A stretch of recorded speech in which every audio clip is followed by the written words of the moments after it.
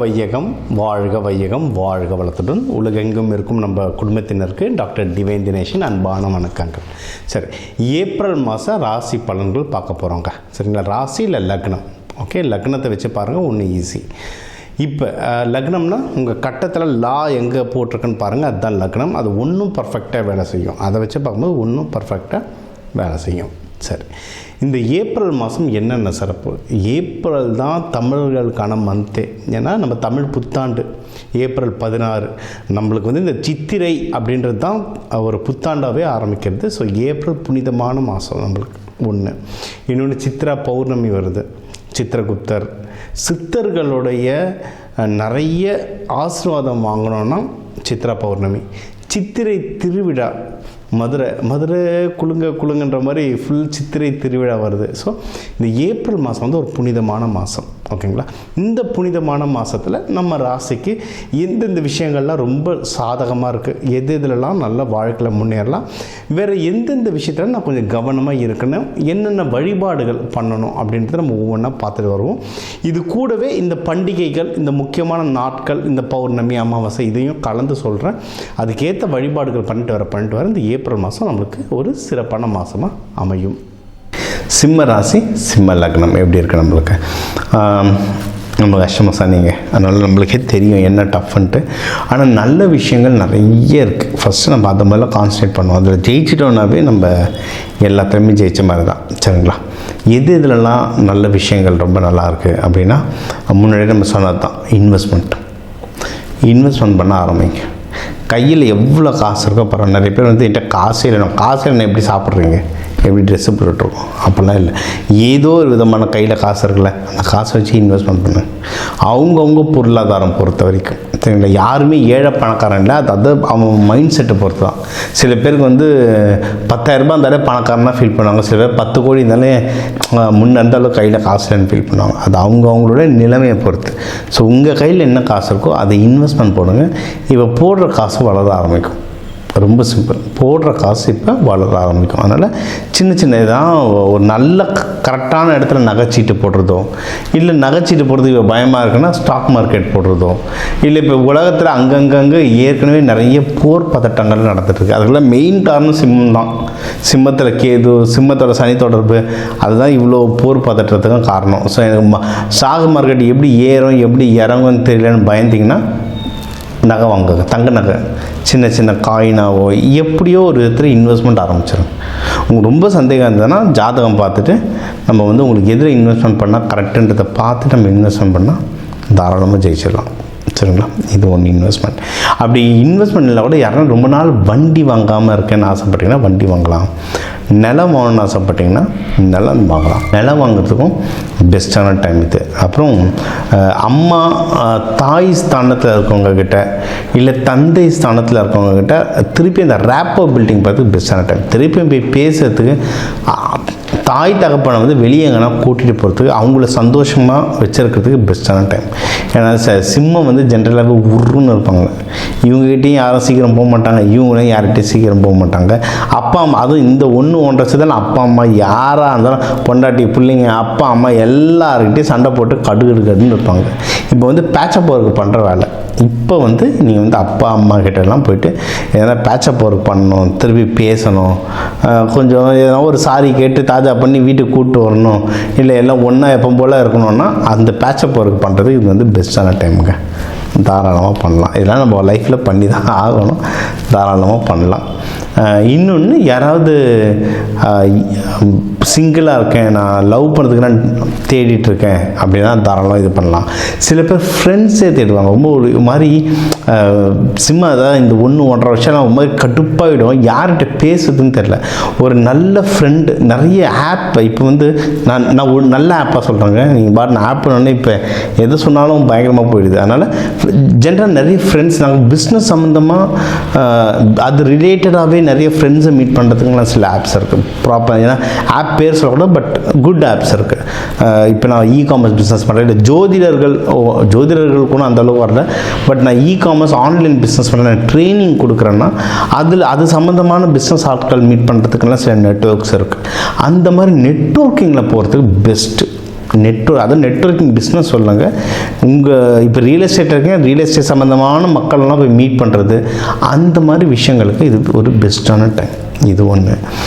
இன்னொன்று, உங்களுக்கு வந்து ஏதாவது ஹெல்த் ரிலேட்டடாக இஷ்யூஸ் இருந்தால் அதெல்லாம் ரெடியூஸ் பண்ணுறதுக்கு சூப்பரான டைம். Health issues. ஏன்னா சிம்மம்லாம் வந்து அது இந்த 1-1.5 வருஷத்தில் ஹெல்த் ரொம்ப ஸ்பாயிலாக இருக்கும். சிம்மம்லாம் வந்து அந்த காலப்புருஷ தத்துவத்துக்கு அதெல்லாம் வந்து இருதயம்னு சொல்லுவாங்க. ஹார்ட்டை நல்லா பார்த்துட்டேன்னா ரொம்ப டென்ஷன் ஆவாங்க, ரொம்ப கோபப்படுவாங்க. அவங்களுக்கு வந்து இந்த சூரிய நாடி சந்திர நாடிலாம் இருக்கும், அவங்களுக்கு சூரிய நாடிலாம் பயங்கரமாக வேலை செய்யும். சூரிய நாடி ரொம்ப பயங்கரமாக வேலை செய்யும். நீங்கள் எப்படின்னா இந்த கருப்பு சாமிக்கு பூஜை பண்ணுறவங்க, குறி சொல்கிறவங்க, அவங்கெல்லாம் பாருங்கள், அவங்க சும்மா அவங்க நம்ம மூக்கில் கை வச்சு பார்க்க முடியாது, ஆனால் அவங்களுடைய மூச்சு விடுற போது ரைட் சைடுன்னு பாருங்கள், உஷ்ணம் பயங்கரமாக இருக்கும். அந்த சூரிய நாடின்றது அவங்களுக்கு ஜாஸ்தியாக ஓடும். சிம்மத்துக்கும் ஜென்ரலாக சூரிய நாடி அதிகமாக ஓடும். சூரிய நாடி அதிகமாக ஓடிச்சுன்னா லைட்டு இதயம் இஷ்யூஸ் வரும். எல்லாருக்கும் கிடையாது, சில பேருக்கு. அப்படின்னா என்னென்னா இது பயம்புறதுக்கு இல்லை, சந்திர நாடி நீங்கள் ரெகுலராக ஆக்டிவேட் பண்ணிக்கிட்டே இருக்கும்.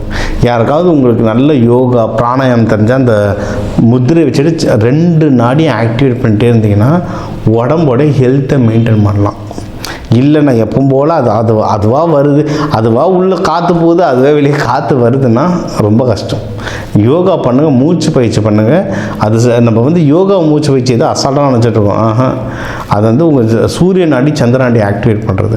அதை ஒழுங்காக நீ ஆக்டிவேட் பண்ணாலே ஹெல்த் ரிலேட்டடாக இருக்கிற இஷ்யூஸ் ரொம்ப கம்மியாகும். நீங்கள் ஹெல்த்து உங்களுக்கு வந்து இது எல்லாமே இது ஒன்றோட ஒன்று கனெக்ஷனுங்க. நம்ம இது சொல்லுவோம், இந்த அஸ்ட்ராலஜின்றது மாஸ்டர் ஆஃப் ஆல் சப்ஜெக்ட்ஸ். அதாவது உலகத்தில் என்னென்ன இருக்கோ அது எல்லாமே அஸ்ட்ராலஜிக்கில் வந்துடணுவாங்க. உங்களுடைய ஹெல்த் சரியாயிடுச்சுன்னா உங்களுக்கு பணம் சம்பந்தமான பிரச்சனைகள் கம்மியாகும். ட்ரை பண்ணி பாருங்கள். ஹெல்த்து சரியாச்சுன்னா பணம் சம்பந்தமான பிரச்சனைகள் கம்மியாகும், எதிரிகள் சம்பந்தமான பிரச்சனைகள் கம்மியாகும். நீங்கள் நல்லா பாருங்கன்னா, பெரிய பணக்காரர் அவர் பண்ணுற தொழிலுக்கு நிறைய எதிரிகள் இருப்பாங்க, ஆனால் சமாளிச்சுக்கிட்டே வருவார். 2000 கோடி ஏமாற்றிட்டு போய் உக்காருவார். அவரை யாரும் டச் பண்ண முடியாது. நம்ம விவசாயிங்க 20,000த்துக்கு கடன் வாங்கிட்டு அவமானத்தில் எதனா சாப்பிட்ருவாங்க. இன்றைக்கி அது நடந்துகிட்ருக்கு. நான் ப்ராக்டிக்கல் எக்ஸாம்பிளாக சொல்லிக்கிட்டு இருக்கேன். அப்படின்னா என்னென்னா, உங்கள் பணம் அதிகமாக எதிரிகள் பலம் இழப்பார்கள். இதெல்லாம் ஒரே வீடு கனெக்ஷன். ஆமாம், உங்களுக்கு எதிரிகள் தொல்லை இருக்குன்னா நல்லா சம்பாதிக்க ஆரம்பிங்க, அவங்க தானே சைலண்ட் ஆகிடுவாங்க. செஞ்சு பாருங்கள். அதே மாதிரி ஹெல்த்து வந்து ரொம்ப முக்கியம். சரிங்களா? நீங்கள் வந்து அடுத்து தொழில் யாராவது பண்ணுறீங்கனாலும் தொழில் முன்னேற்றங்கள் ஆகிட்டதுக்கும் எக்கச்சக்கமான வாய்ப்புகள் இருக்குது. அதுவும் நீங்கள் எதனா வெளிநாட்டில் அனுப்புகிறீங்கன்னா தாராளமாக நீங்கள் பண்ணலாம். தொழில் முன்னேற்றத்துக்கு வந்து சூப்பராக இருக்குது வாய்ப்புகள்.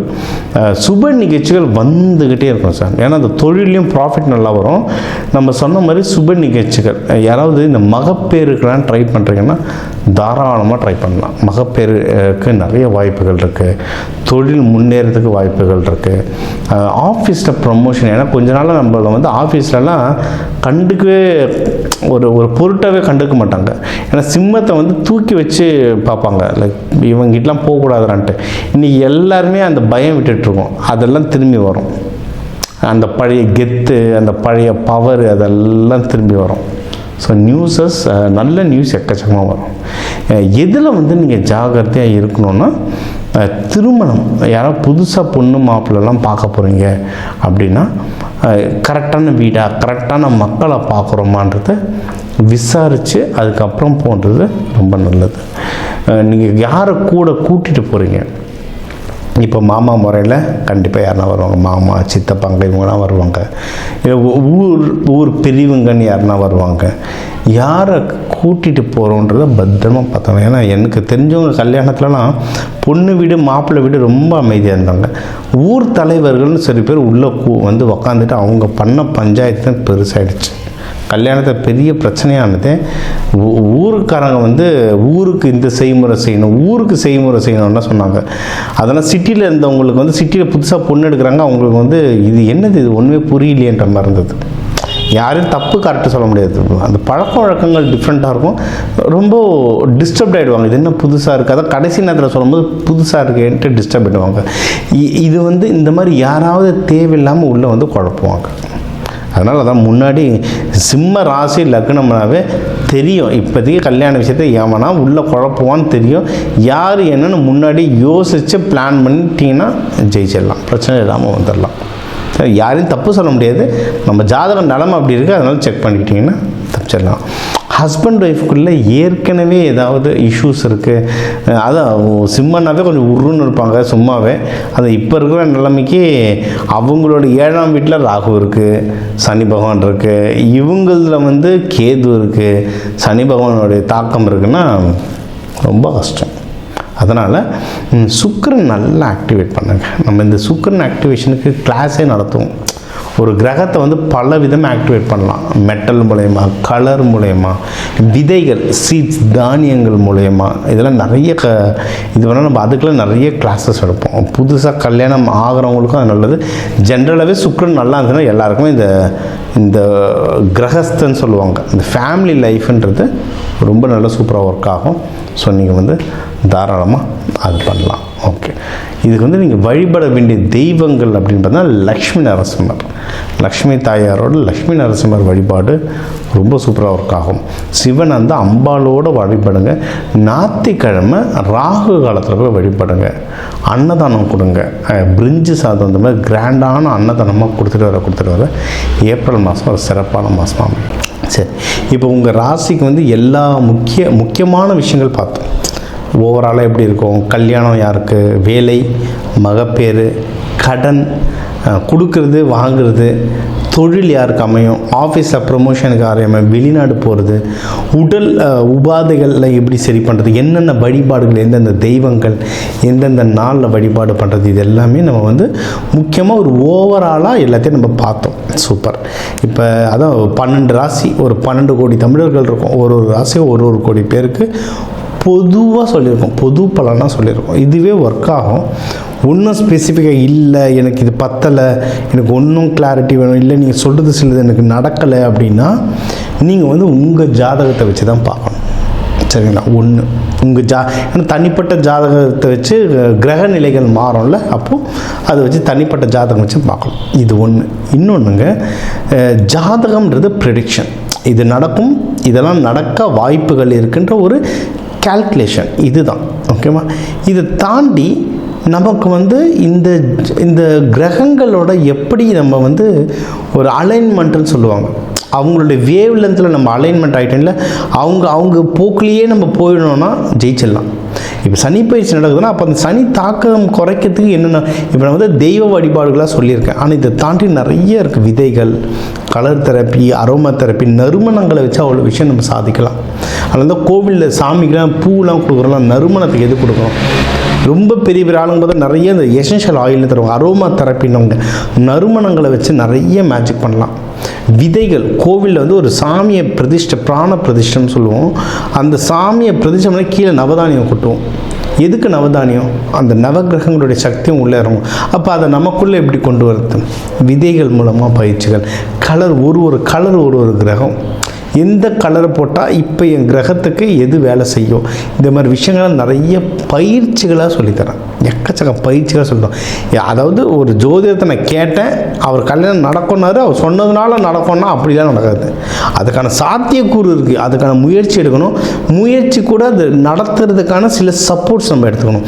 இந்த பயிற்சிகள் பண்ணணும், இந்த கோவில்கள் பண்ணணும். கோவில் சாமி ஒன்று கூட ஒன்றும் சில பயிற்சிகள்லாம் சொல்லுவோம். அதெல்லாம் பண்ண ஒரு இடம் ஏன்னா ஒரு கிரகத்துக்கே எனக்கு சொல்கிறதுக்கு மணிக்கணக்கில் ஆகும். அதனால் எல்லாமே இந்த 8-10 நிமிஷத்துக்குள்ளே அடக்க முடியாது.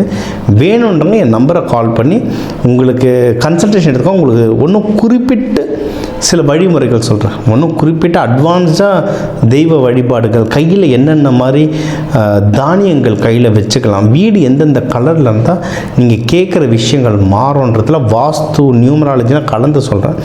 இதெல்லாம் நீங்கள் செஞ்சுட்டு வர இந்த ஜோதிடம் இது வந்து இந்த ஆன்மீகத்துக்குரிய கொஞ்சம் அறிவியலையும் கலந்துட்டு வர உங்கள் முயற்சிகள் சேர நீங்கள் கேட்குற எல்லா விஷயமும் எல்லாமே இந்த ஏப்ரல் புத்தாண்டில் அந்த சிவபெருமான பார்வதியை நடத்தி வைக்க டாக்டர் டிவைன் தினேஷின் அன்பான வணக்கங்கள். வாழ்க வளத்துடன்.